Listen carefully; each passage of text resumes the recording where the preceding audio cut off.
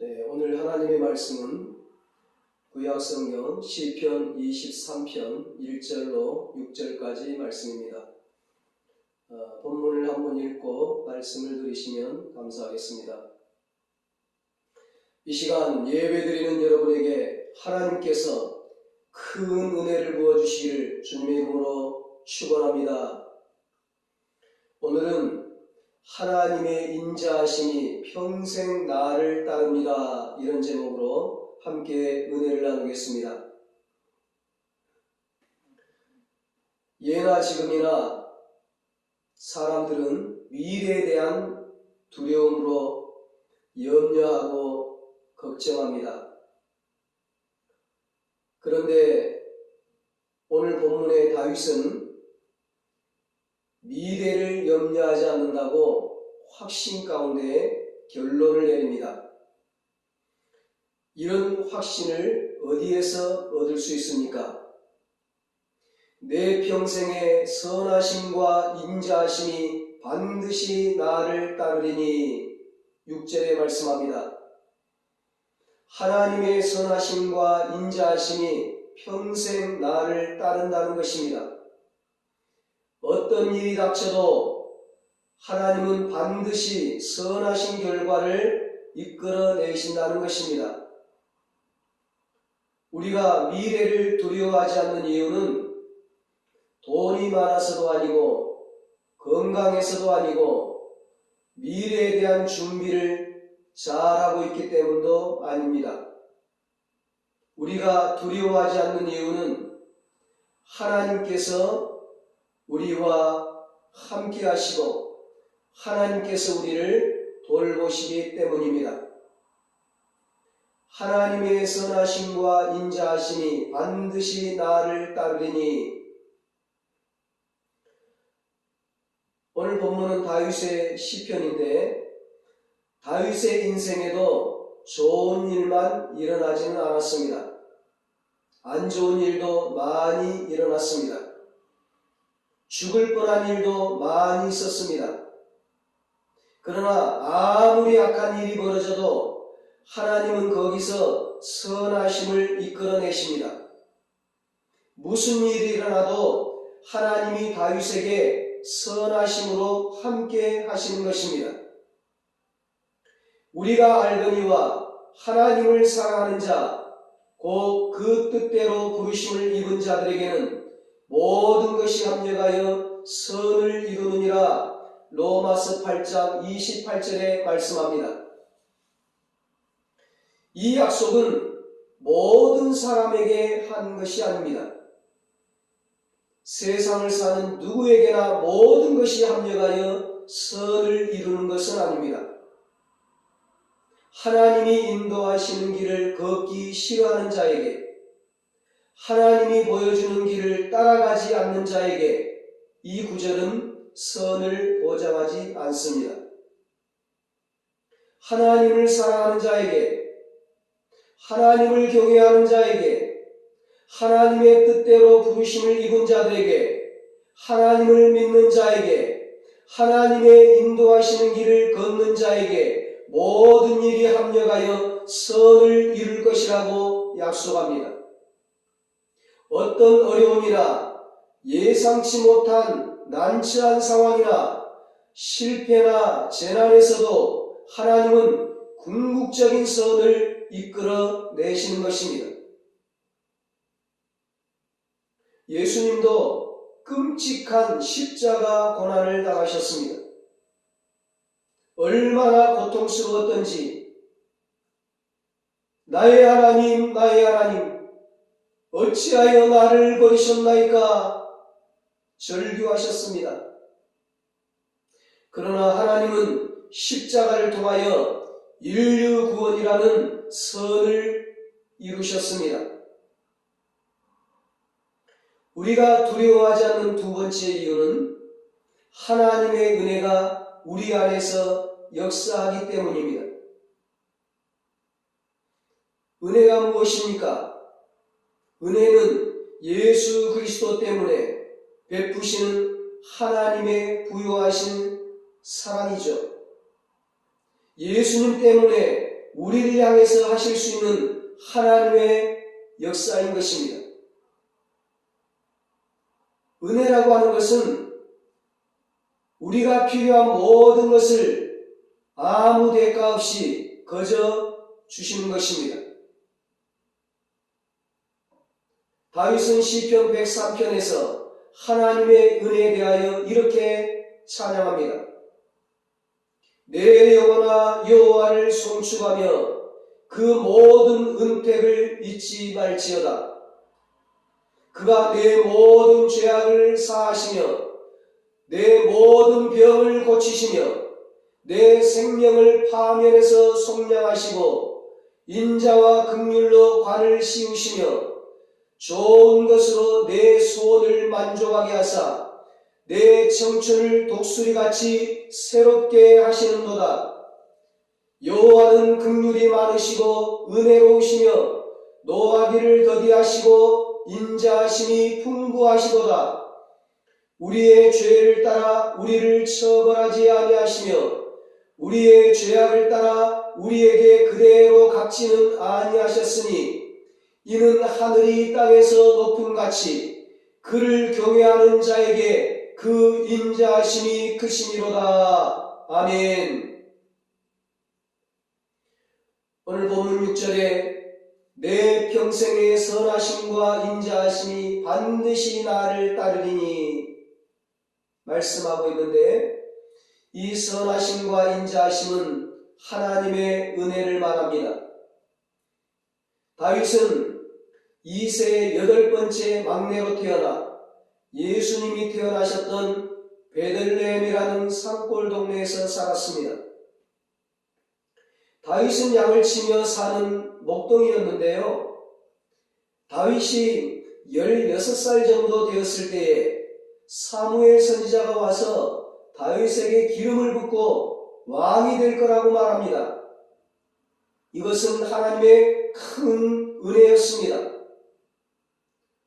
그러나 다윗이 사무엘에게 기름 부음을 받았다고 해서 갑자기 왕이 된 것은 아닙니다. 인생이 확 바뀐 것도 아니었어요. 여전히 들에서 양을 치고 있었으니까요. 달라진 것이 있다면 기름 부음을 받았을 때에 다윗에게 성령이 임했다는 것입니다. 사무엘상 16장 13절에 사무엘이 기름불 병을 가져다가 그의 형제 중에서 그에게 부었더니 이날 이후로 다윗이 여호와의 영에게 크게 감동되니라 말씀합니다. 다윗이 기름 부음을 받고 얼마 지나지 않았을 때 왕이었던 사울은 악령에 시달리며 잠을 이루지를 못했습니다. 그때 다윗을 부르게 되는데요. 이것 또한 하나님의 은혜였습니다.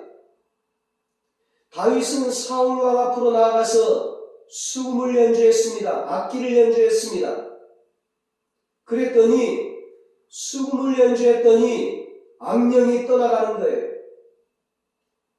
사울 왕이 굉장히 좋아합니다. 사무엘상 16장 22절에 또 사울이 이새에게 사람을 보내어 이르되 원하건대 다윗을 내 앞에 모셔서게 하라. 그가 내게 은총을 얻었느니라 하니라 말씀합니다. 다윗을 내 앞에 모셔서게 하라. 그가 내게 은총을 얻었느니라.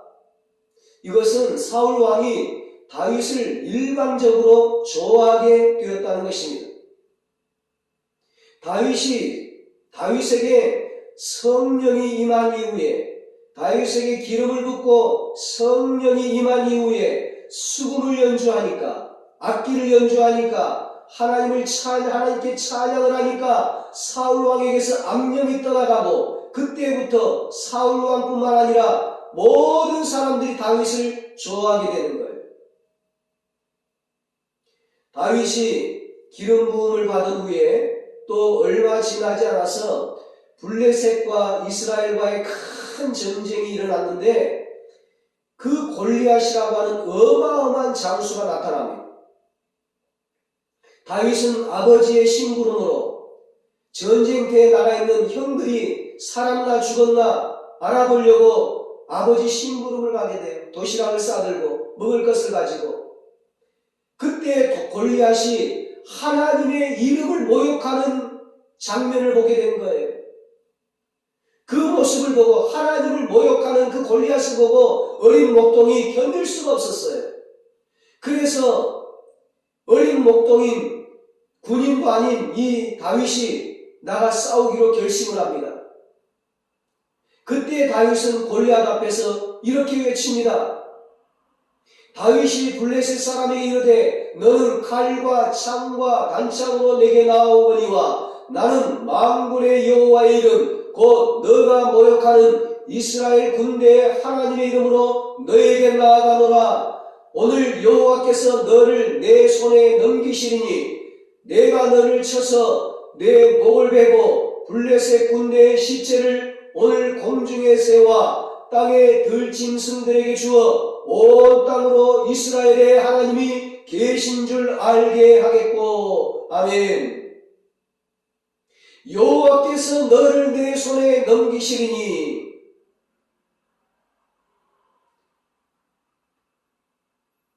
다윗은 칼과 창으로 싸우는 게 아니고 하나님께서 다윗에게 은혜를 베풀고 계신다는 것을 믿었던 것입니다.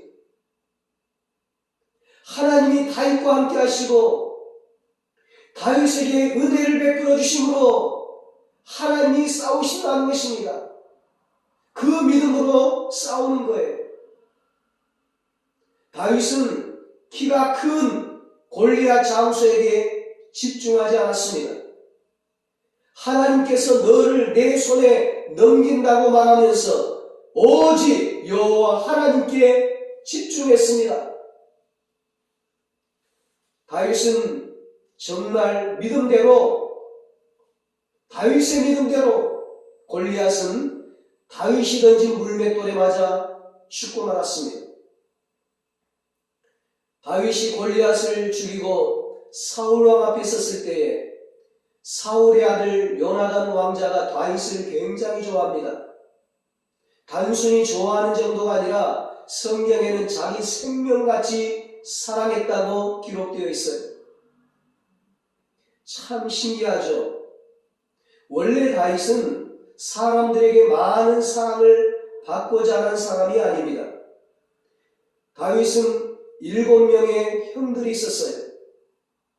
다윗의 형들은 다윗을 좋아하지 않았습니다.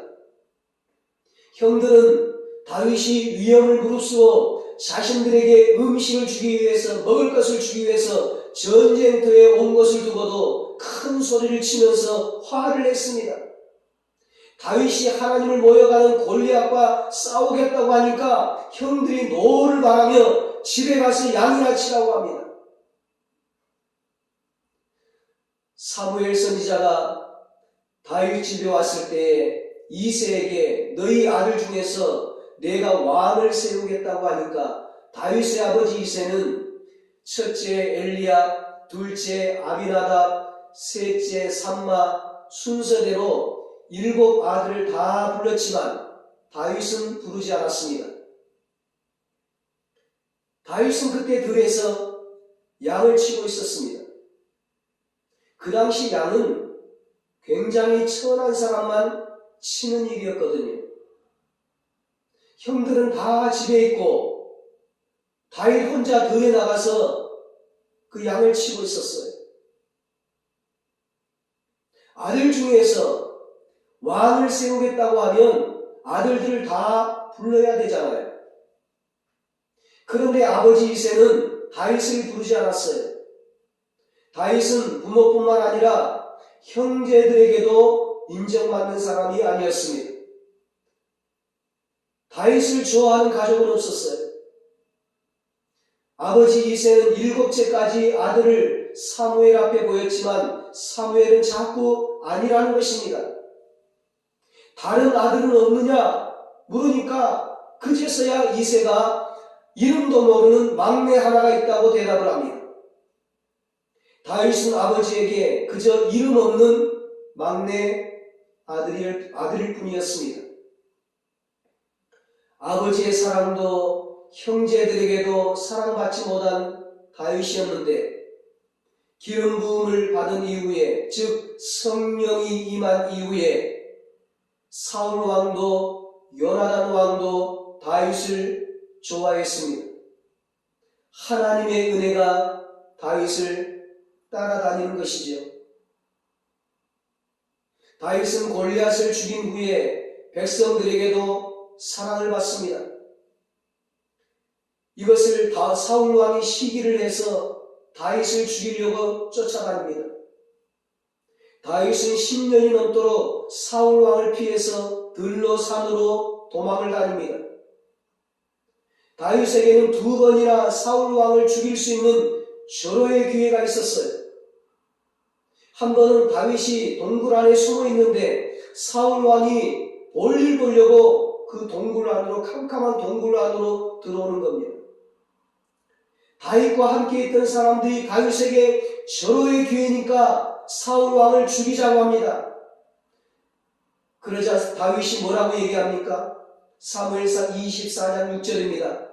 내가 손을 들어 여호와의 기름 부음 받은 자를 치는 것을 여호와께서 금하시나니, 하나님이 기름 부어 세운 왕을 사람이 손댈 수 없다.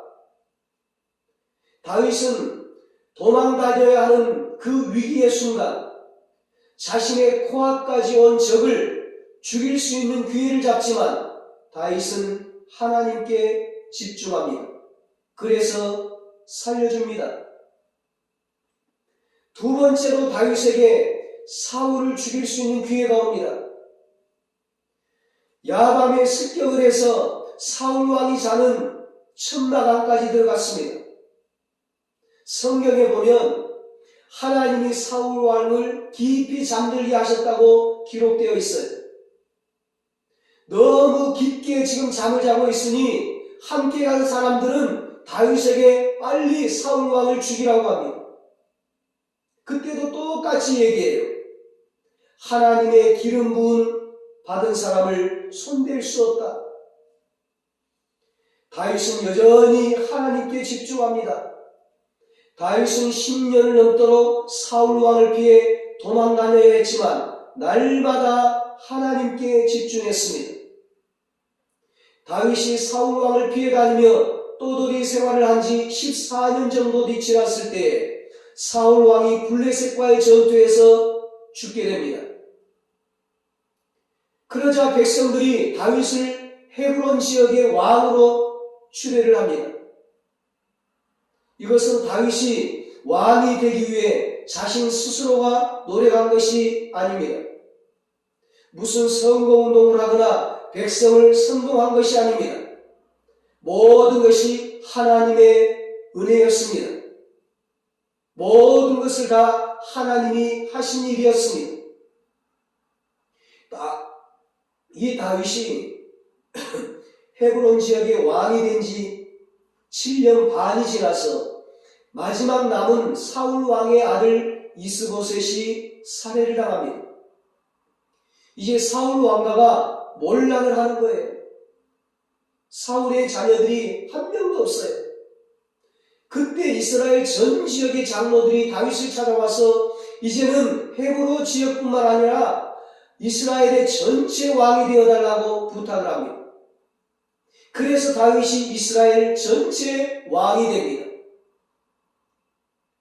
다윗이 하나님께 집중하면 집중할수록 하나님의 은혜가 다윗을 따라다녔습니다. 사랑하는 여러분, 올 한 해 하나님께 집중하셔서 하나님의 은혜가 늘 여러분을 따라다니기를 축원합니다.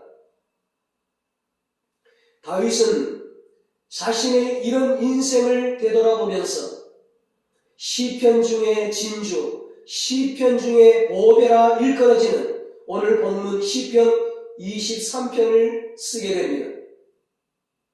내 평생의 선하심과 인자하심이 반드시 나를 따르리니, 여기 인자하심이 바로 헤세드, 하나님의 은혜라는 말입니다.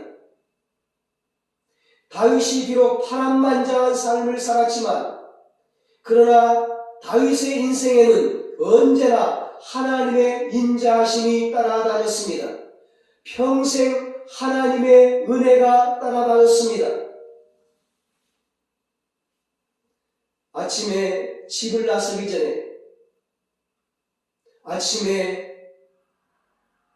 일어나면 하나님께 오늘을 살 수 있는 은혜를 부옵소서, 오늘을 살 수 있는 은혜를 부어 주옵소서 선포하며 기도하십시오.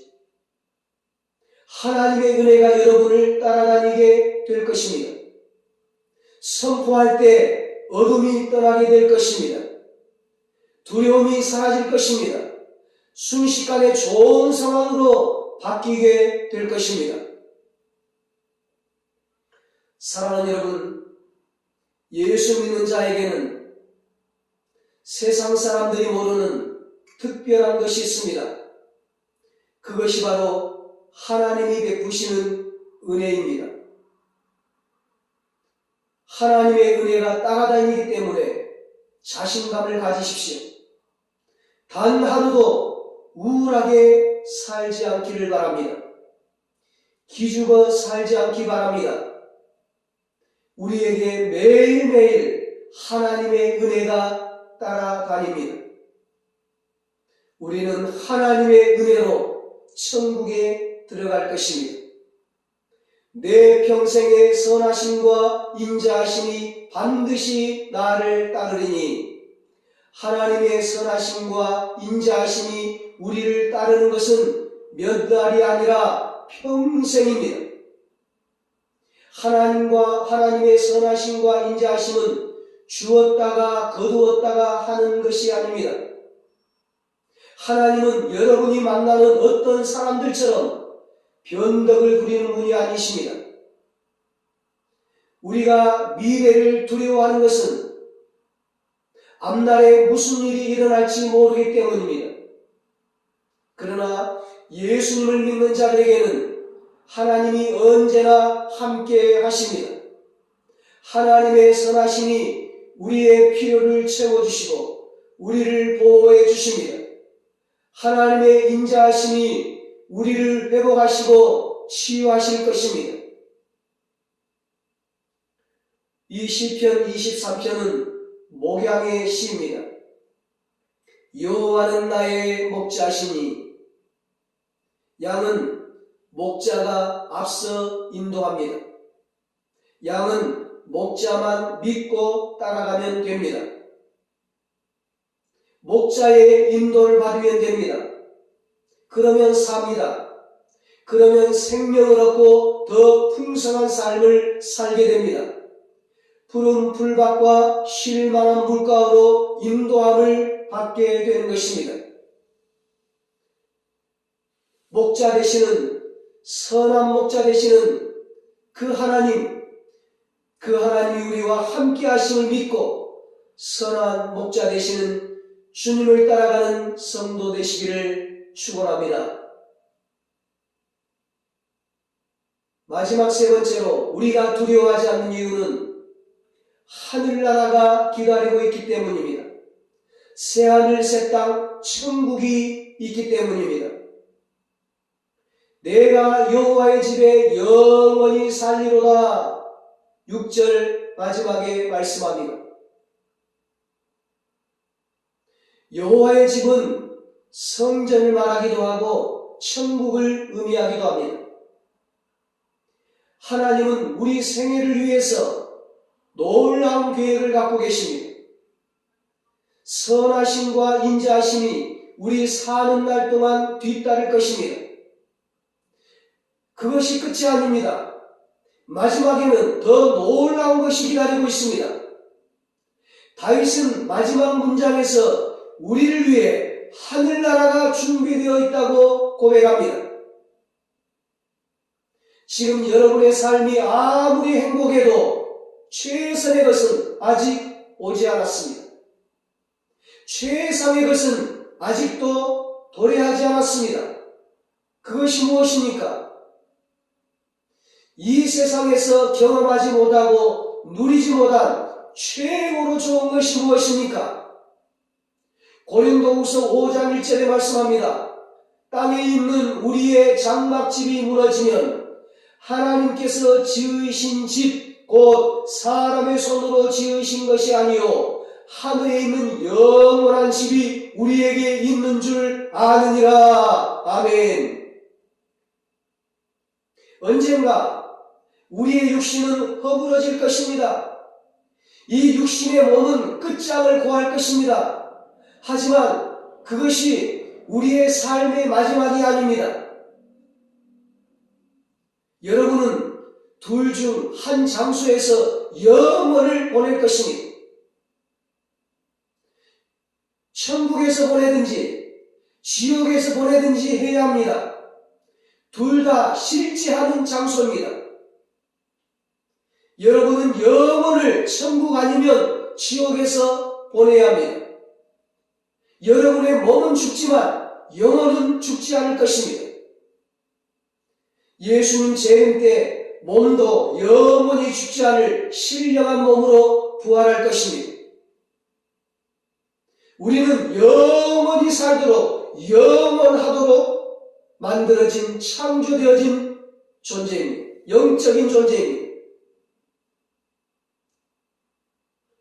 예수 믿는 자에게는 바로 천국이 기다리고 있는 것입니다. 지옥이 아니라 천국이 있습니다. 그러므로 우리 그리스도인들에게 죽음이라고 하는 것은 승진이고 영전입니다. 더 나은 곳으로 옮겨지는 것입니다. 더 이상 고통이 없는 것으로 가는 것입니다. 여러분, 하늘나라는 어떤 곳일까요? 하늘나라는 하나님께 대해서 순종하고 헌신하고 충성했던 것에 대한 보상을 받는 곳입니다. 엄청난 하늘나라 보상을 누리는 곳입니다. 그들의 눈에서 모든 눈물을 닦아주실 것이니 다시는 죽음이 없고 슬픔도 고통도 아픔도 없는 곳입니다. 이런 하늘나라를 사모하는 여러분들 되시기를 바랍니다. 영원히 구원받기를 바랍니다. 먼저 영원히 잘 되기를 바랍니다. 그리스도 안에서 여러분의 영혼이 성장하고 성숙하기를 바랍니다. 그것만 여러분이 하늘나라로 가지고 갈 수가 있습니다. 세상에서 자기 소유라고 주장할 만한 것은 우리에겐 아무것도 없습니다. 우리가 이 세상에 머물 동안 잠시 사용할 뿐입니다. 떠날 때는 모두 두고 갑니다. 그러므로 내가 여호와의 집에 영원히 거하리로다는 이 고백은 다인만이 아니라 오늘 우리들의 고백이어야 합니다. 우리들의 소망이어야 합니다. 목자 되신 하나님은 우리의 손을 놓지 않습니다. 우리를 택하신 하나님, 선하신 목자 되신 하나님은 절대로 우리의 손을 놓지 않으십니다. 선한 목자 되신 하나님은 선하심과 인자하심으로 우리를 인도하시고 우리를 보호하시고 우리의 필요를 채워주시고 우리에게 평강을 주시고 우리를 위험 가운데서 특별한 임재를 경험케 하시며 우리와 늘 함께 하시고 우리와 늘 동행하시다가 마지막에는 영원한 하늘나라로 우리를 인도하십니다. 이런 하나님의 은혜가 평생 여러분을 따라다니기를 축원합니다. 선한 목자이신 하나님의 인도를 받아 이 땅에서도 승리하시고 하늘나라 영원한 영광과 축복을 누리시기를 예수님의 이름으로 축원합니다. 기도하시겠습니다. 선한 목자 되신 하나님께서 우리를 인도하여 주시니 감사합니다. 우리를 돌보아 주시니 감사합니다. 우리에게 은혜를 베풀어 주시니 감사합니다. 우리에게 하늘나라 천국을 예비하여 주시니 감사합니다. 하나님의 선하심과 인자하심이 평생 우리를 따라다니게 하여 주시옵소서. 선한 목자 되신 하나님의 인도를 받아 이 땅에서도 승리하고 하늘나라 영원한 영광과 축복을 누리게 하여 주시옵소서.